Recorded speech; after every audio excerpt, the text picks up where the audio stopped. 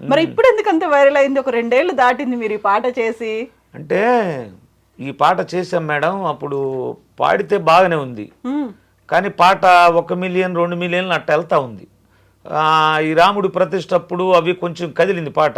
ఉమ్, తరువాత రీసెంట్గా తమిళనాడులో బోర్డర్లో ఒక ఫంక్షన్కి, డివోషనల్ ఫంక్షన్కి సినిమా యాక్టర్ సూర్య గారి తమ్ముడు వచ్చాడు, కార్తీ గారు. ఉమ్, వచ్చినప్పుడు ఈ రఘుకుల తిలక రారా అనే దానికి ఆయన స్టెప్పులు వేసినట్టుగా ఇన్స్టాగ్రామ్లో రీల్ వచ్చింది మేడం. ఓకే.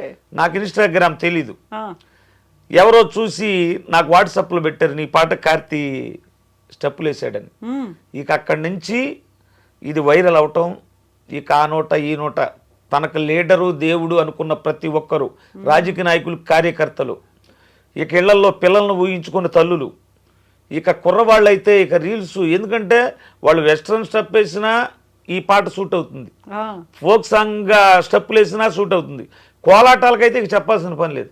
ఉమ్. అవి ఏ కోలాటం చూసినా ఈ రఘుకుల తిలక లేకుండా అసలు కోలాటమే లేదు ఇప్పుడు. అట్ట ఖండాంతరాలు దాటిపోయింది ఇది. ఉమ్.